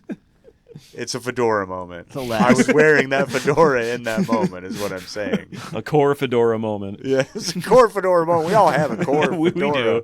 We moment. do. Oh, I've got them. All right, sorry. All right, but I'm deeply sorry. Continue. all right. So it's getting really late. You know, after this fantastic night of gaming that he just had, he won match after match without loss. It's just insane to him how good he was. You know, as he won the last match, he leans back into his chair and he grabs the hat. Thought to himself, "This must be my lucky hat." Held it in his hands, but as he did so, he looked down. Now, Glenn wasn't always the skinniest guy out there, but he noticed he had a gut sticking out of his shirt like he had never seen before. Also been there. Oh, yeah. I've been there. He stood up in a scared confusion, and he split his pants. Not quite there, but probably close. Glenn grabbed at his neck, which was now kind of swollen like a pouch, and had hairs sprouting all over. What the hell is happening to me? Just turning it. This is Jeff Goldblum in The Fly right now. So was he in a daze? Was this some kind of fever dream? Glenn was tired to the point of delirium, and he decided maybe it was best that he just sleeps on the couch and not go sleep in bed with his wife. So he's gotten up and he was just like feeling like he's like fat, basically, and like had like basically a neck beard. It's transforming. He was feeling unattractive, and he said, I don't want to risk I don't want her having to see me like having to do this. anything sexual tonight. I'm sleeping on the couch. But Is in that the what you're morning, telling me? basically, I'm not feeling hot tonight. yeah. This is what this character is thinking. I never noticed how poorly this has been going. It's the tragic side effects of the fedora. growing That's into it. maybe it. Is he goes, I'm not It could possibly be. going to be able to lay next to a woman tonight. It could be, but maybe it isn't. I've worn a fedora most of the day. I spend a majority of the time in a fedora. In the morning, Glenn Can't- awoke and he Can't looked possibly himself bet over. a woman. Body odor is palpable. Somebody might have a picture of that. So in the morning, he looked himself over. He's back to normal. He's so relieved. He got cleaned up for the next day. He goes and he kisses his wife. You know, she's still sleeping, and he goes to work. And he kisses her and says, Milady. Yeah, milady. Okay. Shall return. Glenn's still confused as to what he experienced last night, but figured, you know what, maybe I was just really tired. So, Wait a minute. Never mind. so yeah, he just basically was like, what, did I imagine that? Like, I'm back to normal now? I'm not as disgusting as I saw myself? You know, so what's going on here? I can hear more of the story before I make a comment. All right. Well, Glenn got home from work the next day, and he wanted to see how much of a fever dream this really was. So he fired up his PC and looked at his World War IV record. It was insane. The KD Immaculate. ratio was ridiculous. He won almost as many matches as he played for the whole night, besides that slow start. Seeing the stats made him desperate to play again. He went and talked to his wife, who understood he was just excited for his new game, but reminded him, hey, don't spend too much time on the game, and like, you know, don't neglect me now. Glenn kissed her on the forehead and told her not to worry, but she shouldn't wait up, you know, as he's going to be up, you know, playing this, you know, really late again. He went downstairs to his PC, fired it up, but started without the Fedora. He was terrible. After losing several matches, he grabs the Fedora, he puts it on. It's time to lock in. Fedora is the modern day game genie. Basically. You guys ever use the game genie? Does it go over the headset or it's- under? I imagine he just had earbuds, so it just rested comfortably on yeah. top. No, that's the move. Yeah, that's Oh, the okay. move. All right, yeah. So it was time to lock Satisfied. in. Instant change in his game. He's winning every single match now. The Mountain Dew is flowing. It's You know they have a flowing new through. Baja Midnight? What the hell is that? It's a Baja Blast, a new darker, like purplish color. Okay. Not going to catch on. No, it doesn't sound good. Yeah, it sucks. Baja Baja, Blast all day. Just Baja saying. Blast is the best, and then regular Code Red, and then the original Mountain Dew. God, man, it's been so long since I've had a Code Red. I You love say Code Red over Mountain Dew. That's what you think? Code Baja Red? Blast over all. Yes. Yeah, I agree. We all agree with that. I agree. Yeah. You're saying then Code Red. Yes. I haven't had a Code Red in a long time. I might have It's to been revisit. like 20 years. Yeah, I think I have to revisit. After a statement like that's a bold statement right there. Uh, But I love a Fago Red Pop. Like I Is really it similar? Like, no, not at all. I don't think so. I don't remember it being similar. No, I it's, just don't know. it's not. Dude, like Code Red actually had an amazing commercial a long time ago. It was where like Now we're plugging Baja Blast. Send us free Baja Blast. Gower's Yeah. already going to go buy one because of our promotion. Same with earlier. please sponsor us. Mountain Dew is just like Oreos. They're always coming out with some crazy new concoction. Oreos is just out of pocket with like they're doing some crazy shit. Twisted freaks. Yeah, they're fucking What are you up to psycho. next? Code Red Oreo. commercial I really liked. It was so it was like a basketball halftime show, and like the mascot was going dribbling up front. He's running up. He's jumping off a trampoline to go and like dunk it, and someone just slams a Code Red and then comes up and blocks the dunk. Yeah. like from the stands. It was a good commercial. I like. Well, like it'll make you a better athlete if you chug Code Red Mountain Dew. I highly Basically. doubt that. Or it just gave you a really big like sugar rush apparently. Yeah. You could do one dunk, and then you're gonna have a stomach ache all night. Oh yeah. All right. All right. Back to never mentioning Yes. mentioning Mountain Dew in the first place. Back Yes. to the story. After winning a few matches, Glenn looks down and he sees that his gut is sticking out again. He strokes his neck. He just shaved that morning, but he had hairs poking out from all over. This time, he also noticed he was sweating and could smell himself. It was bad. Glenn, he just didn't care this time. He was Is it a getting Were-Dora? I'm trying What? to figure out what the word is for werewolf fedora. Like there's something happening. Okay, here. I see where you're going with it yeah, now. Yeah. He's a Were-Dora. Okay. Were-Dora? That's not bad. Is that what's happening? It's hard to. I mean, kinda, almost. The confusion is kind of one of the better parts of the horror movies in a lot of time when you're constantly guessing. So anyways, like, so he stinks. He looks bad again. Yeah, of course. Like he just Weird didn't care Dora. this time. He's getting close to being the top-rated player online. I don't know what smells worse. Somebody stereotypically that wears a fedora or a werewolf. I don't know. I guess I haven't smelled a werewolf. Were-Dora. The werewolf's fedora. So all right, he's getting close to being like the top-rated player online. Match after match, win after win, he's just dominating. Yeah. Sleep began to take him though. So he stood and he saw how gross he was again this time. acne and his voice is it's cracking terrible. when Yeah, he's talking. Yep, it's even worse than last time. He shrugs it off. He's like, you know what? I'm gonna sleep on the couch again. So he does so. But in the morning, he's woken up by his wife. In a daze, Glenn asks if something was wrong. He wakes up and he's wearing a Hawaiian T-shirt with flames on it and a tiger. Might as well. His wife tells him that she was gonna relax with her coffee for a bit, but he stinks and he needs to shave. So Glenn smells himself and she's right. He smelled putrid, and the neck hairs were very, very present. So although he was largely back to normal, he got cleaned up and he went to work, but still had some lingering effects. So he's got a little bit of a neck beard, so he stinks. He's got to take a shower.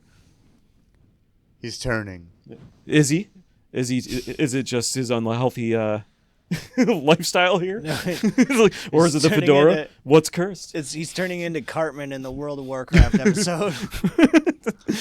Well, it's you're right. It's kind of like the like last year's in the OnlyFans witch, where it was like, did a witch do this, or are you just addicted to pornography and that's why your life fell apart? What's more explainable? Yeah, exactly.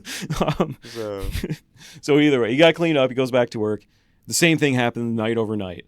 Glenn ignores his wife. He games all night, and his body began to change with each use of the fedora. But was it the fedora? Glenn thought. Or is it that he's neglecting his hygiene because he spends all his time gaming? Correlation, not causation. It's like, this is a PSA, everyone. was it the fedora? It must be. Just take a shower. How hard is that? Yeah, his eating habits were the same. He was moving around. It was about the same amount. It had to be the fedora. But that's it. But night after night, Glenn he wrote off the changes. He was getting the thrill. He was now the top-rated player on World War IV.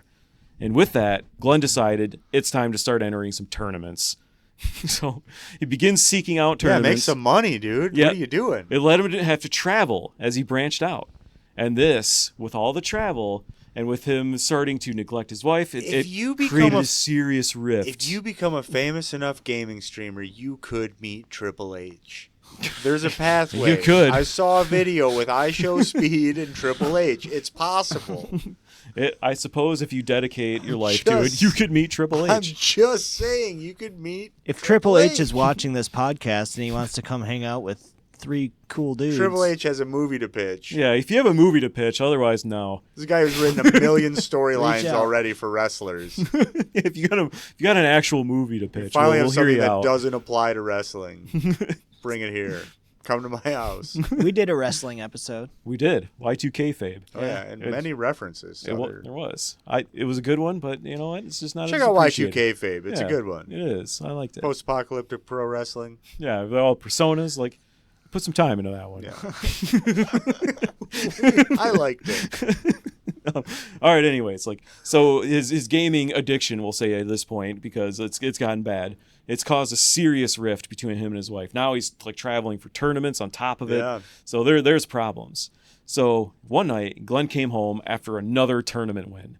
He's so excited to deliver the news to his wife that he's now making enough money that he can quit his job. He can quit his job and he can professionally do gaming tournaments. So wow. Yeah, that's what she said. That's big. Upon delivering the news, his wife reached a that's what breaking she point. said comment I've ever heard in my life. That's what she said. His wife reached Nothing her dirty breaking about point. She told Glenn that if he quits his job and pursues professional gaming, that this is going to be the end of their relationship. So he's making enough money, but it's not enough money at the same time. It's going to be a worse quality of life. It's tournament wins, and Oh, so he quit his job to stream and not to struggle. Yeah, basically. Well, that's not the same. It's making him a great gamer, but does that translate to views? I don't think it does. No. So, but he's already at the top of the leaderboards. Does true, she at least respect he hasn't that? hit. She Does she at respects least it. respect We'll the say- leaderboard? Yeah, she respects that. She's a very Okay. reasonable person in this, in my opinion. She's I very mean- reasonable. I don't even know that it is reasonable. I don't know. Depends on the bill situation. I mean, even He's reasonable people reach I their made the breaking top points. 10 in the world, and she's No, like, he's number "Yeah, that's one. great, but I'm the top of the leaderboard in my phone game. Like what? Respect me. What's the game called? Right. Pool nights. You've heard of it. Yeah. Pool night warrior. You're 34 years old. I just got deluxe diamond armor 6. Or she tells him, look, you've been letting your hygiene and yourself slip for a while now. You know, I love you and I support you, but the smell is a lot. It's a lot to deal with. It was like, you can't just quit your job and professionally game. You're neglecting all this. You're completely changing as a person. Glenn was hurt, and he told her that she just wouldn't understand. He was the best player in the world. So it's true. It's a breaking point. She just doesn't understand. It's a tough moment for a top gamer. I've never been there, but yeah, boy, can I empathize. Yeah, we can only assume. Now, Glenn stuck to his word. He quit his job. He entered and he won the next tournament, but as he got home, the house was mostly empty. His wife had left him, and she had moved out, and she had taken most things. Curses! Well, what she did leave him was his gaming PC. So Glenn decided that, That's all he needs. Yeah, Glenn decided that Time to dive right in. He couldn't be the problem. And his wife, just like all women, they just don't understand. They're to blame. So now his mindset has changed too. After another night of gaming, and this time drinking far too much, Glenn fell asleep on the floor in his old bedroom. But when he awoke, he realized that he had left the front door wide open. How could he be so stupid? He closed the door, but noticed what appeared to be some drag marks from something leading outside. He hurriedly goes down to his basement, and it's clear someone has stolen his gaming PC, desk and all. No, he got robbed. In the middle of the night, he got robbed because he was sloppy. Glenn began to cry. Did they take the fedora too? They did. Oh, so now that's how you find him. Glenn began to cry while thinking about buying a brand new rig. That was until he remembered the fedora. It was in the desk drawer. He frantically waddled around the property looking for any sign of where it may have gone. Son of a bitch. But it was not to be. He filed a police report and bought himself a new gaming setup. That next night, he played World War IV. He didn't win a single match. The end. That's when you stop playing and you immediately sell your account. Yep. With the stats intact. And then you start over as a noob and cry. So, yes, he's been left a... Drinking Baja Midnight because you fucked up. And you said, oh, a new Baja Blast? Let's try it. Yep. And then you said, this isn't great at all. It's bottom of the barrel. I should have got Baja Blast. You ruined my night. And that's what happens. And that's what happened to him. Yep. So, yeah, he's left at the end of this a sad, broken man that sucks at video games. Yeah. The end. There. Still there. Yeah. We'll live in that dream. The cursed fedora. The cursed fedora. But was it the fedora, or was he just really good and then let himself slide? That's kind of like spending more time than you'd like to admit rigging up a bat from the ceiling prank that didn't even show up in the camera frame and barely got a reaction. Yeah, I'm sorry. Like you might have something usable there. It was out of the corner. I was I'll take a look. I don't expect much. I'll put it on the back. I'll put it on the screen behind us. There'll be replays behind us when it's happening to see what happened. But I was not expecting any jump scares to actually. I wanted a real jump scare. I thought it would be better than you might have one. Like you said, you got me for just a moment there. Okay, good. I'll give you that. Good. I love that Magnifique's Oddity Shop keeps popping back up. I feel like the more movies that we make, the more we're going to end up kind of reusing some of these places eventually, and I always appreciate the callbacks. We're creating a universe. Yeah, I like that. The shared universe of Magnifique's otherworldly oddities. Yeah, if you check out our YouTube page, it basically is a fake movie video store, which I appreciate. You just take a look, browse it. You don't have to listen to any in any particular order. Look at the descriptions, find a movie that sounds maybe funny to you, and listen to it and get a fake movie in your head. Yeah, you're not going to see it anywhere else. So I feel like that's your best bet. So any final thoughts for the total of the three fedora movies? Well, I guess, yeah. Yeah, wait, are we greenlighting the cursed fedora? I appreciate it as a short story for sure. Yeah. Yeah, I'll give it that. I don't know that it would. That I feels would like go a into Goosebumps production. episode Yeah, to there me. you go. Yes, yeah. Like I think it's good for 30 minutes. Are You I Afraid don't of know the about Dark? a 90-minute plus. Like Yeah, this is part of a menageries. we never asked the question for the Glimpse of Hell 1. Does that deserve a green light? I've already laid out the first 10 movies. So I mean, I think we're kind of forced to. We're in too deep. We have to greenlight the second one. We're gonna Gower get to has a 10. funny suggestion. He said all that was left on the desk of the gaming rig was a yellow Bic lighter. Oof, that hurts. But yes, I like that. that is how you lose a fedora if you've got a special lucky fedora. Yeah, one of the thieves just dropped a yellow lighter on the way out. Just fell So out like of the my pocket. curse only affects one person at the time, whoever is in possession of the fedora. I think Well, you could say it arguably affects the family well, no, too. the fedora is good. The yellow Bic lighter's bad. So if you have both, does it just cancel out? Yeah, why not? Sure. Yeah, I sure. don't have time to really give you an answer on that. Yeah, So why who not? cares? You're How about that? You're the boss fight neckbeard at that point. Yeah. Yeah. It was like, am I bad luck or am I good at video games? But also with the bat prank, I did promise you guys there'd be bats this episode. That's true. You did. I said that during the sound check. So You did. I'll One give way you or that. also, there's another. probably bats swarming at the moment with our new technology. Can't wait. Can you believe it? We spent the $20 for a green screen. Whoa. 22, I think. So, all right, we got another Halloween Oh triple yeah, do we feature spooktacular under our belt. what was the answer on Glimpse of Hell? Are we green lighting? I mean, I told you we were kind of forced to. It To be sounds the honest. most like a horror movie. Yeah, you kind of strong armed us into green lighting, but How's that? well, you got 10 on deck. Well, sorry, 9. That was the first one. Yeah, but you could still turn some crazy guy away with a stack of scripts. No, we're committed. You're now. Titan Studios. He looks trustworthy, so we're gonna You go get with Sam to do it for you. it. No, Get him out of here. we're gonna go with it, but we're giving you hardly any budget. So is that what you're saying? Is that if we write 10 movies, that they can't say no? Yeah, that's absolutely it. How do we get the What- meeting? what We've are got. what are we what- up to now? I was gonna say we're up to 30 fucking movies. Well, it's called We Won't Finish This.